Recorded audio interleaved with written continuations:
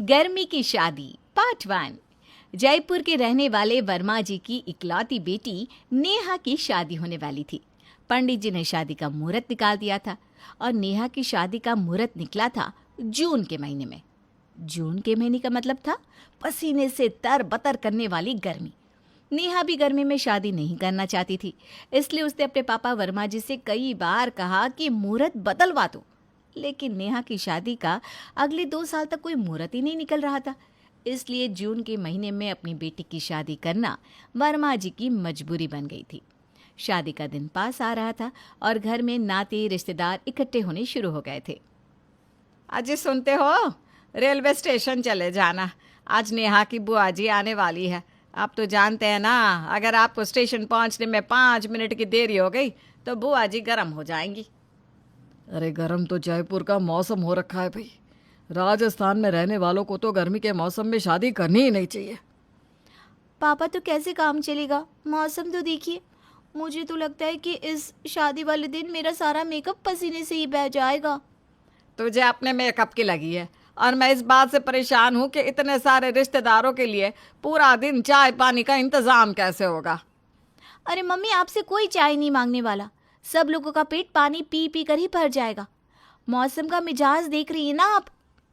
अच्छा ये सब बात छोड़ो, मैं सबसे पहले स्टेशन जाकर बुआ जी को ले आता हूँ, वरना घर में आते ही ये हल्ला मचा देंगी।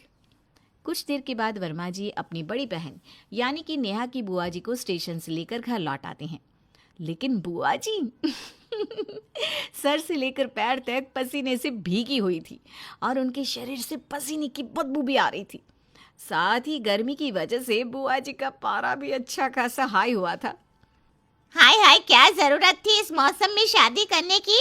है भाई, इतनी गर्मी तो हमारे यहाँ नहीं पड़ती।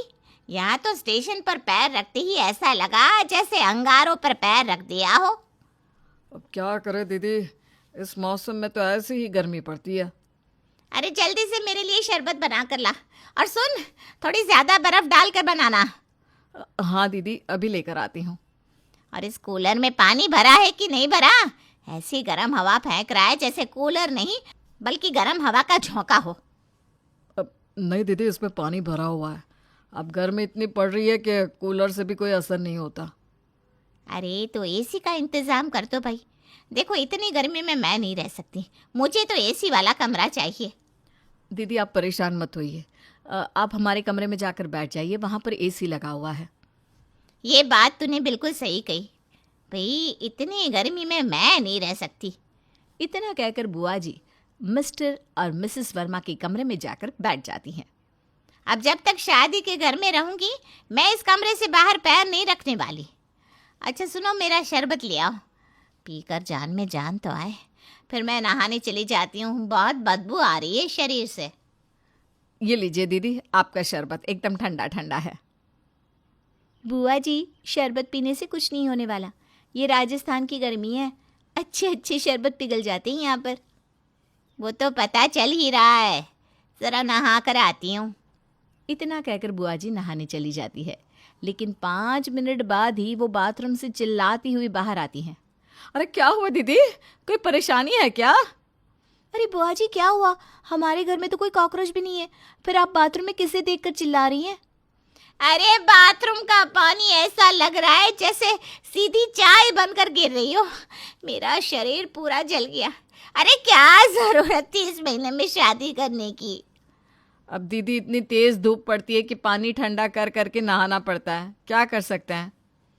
वैसे मम्मी, आप एक बात भूल रही हैं, आज मासी भी बैंगलोर से आने वाली है और पापा को उन्हें भी लेने जाना है। इतनी तेज धूप में बार बार रिश्तेदारों को लाने ले जाने में मेरी तो हालत खराब हो गई है। जैसे ही बाहर पैर रखता हूँ, ऐसा लगता है जैसे पापड़ की तरह धूप में सिक जाऊंगा। अरे लेकिन आपको मेरी बहन को लेने तो जाना ही पड़ेगा ना। तो उनसे कहो ना खुद ही ऑटो पकड़कर घर तक चली आए, मेरी क्यों चटनी बनवा रही हो।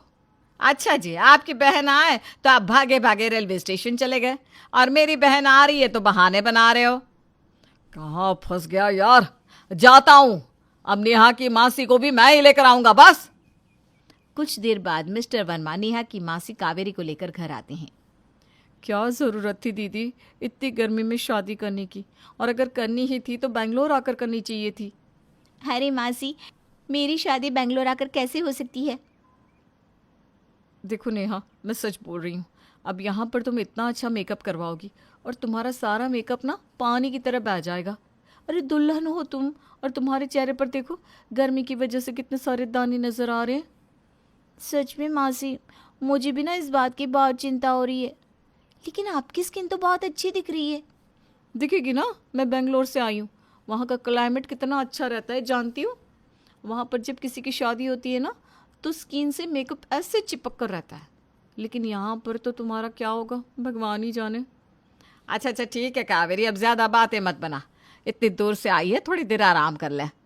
देखो दीदी, पहले ही कह देती हूँ, मैं ये पंखे और कूलर में ना रह नहीं सकती। आपको पता है ना, मुझे बेंगलोर के ठंडे मौसम में रहने की आदत है। तो प्लीज़ मुझे तो एसी वाला कमरा ही दे देना। देखो हमारे घर में 2 ही कमरे हैं। एक कमरे में बुआ जी पहले से ही चली गई हैं। तुम एक काम करो, तुम भी मेरे कमरे में चली जाओ। डबल बेड है, तुम बुआ जी के साथ तो एडजस्ट कर ही सकती हो। गर्मी में तो किसी के साथ भी एडजस्ट कर लूँगी, बस मुझे गर्मी नहीं लगनी चाहिए। इतना कहकर कावेरी मिसेस वर्मा के कमरे के अंदर चली जाती है। कावेरी काफ़ी मॉडर्न थी, इसलिए अब उसे ज़्यादा गर्मी लगती है तो वो छोटे छोटे कपड़े पहन लेती है। और ये देखकर बुआ जी की आंखें बाहर निकल आती है। हाय हाय, ये क्या फैशन है? अरे शादी के घर में आई हो, कम से कम कपड़े तो ढंग के पहनो। मेरा तो मन कर रहा है कि कपड़े ही ना पहनूं। अरे इतनी गर्मी में कपड़े कौन पहनता है? हैं? तो क्या नंगे घूमेंगे? अब गर्मी तो इतनी पड़ रही है ना बुआ जी, कि मन तो ऐसा ही कर रहा है कि सारे कपड़े उतार दिए जाए। ये आपने 5 मीटर की साड़ी कैसे लपेट रखी है? देख देख कर मेरी हालत खराब हो रही है। साड़ी लपेट रखी है तभी तो एसी वाले कमरे से बाहर पैर नहीं रखती। मैंने कह दिया है अपनी भाभी से, जब तक यहाँ रहूंगी इसी कमरे में रहूंगी। वैसे मैं भी ना आपके साथ यहीं रहने वाली हूँ। हो गया सत्यानाश। अब मुझे 4-5 दिन ऐसे आधे नंगे लोगों के साथ रहना पड़ेगा। अभी बुआ जी और मौसी जी का झगड़ा खत्म हुआ ही नहीं था कि दरवाजे पर आवाज सुनाई दी चाचा जी की। अरे हाय हाय, मर गया, मैं मर गया। अरे कोई बचाओ मुझे।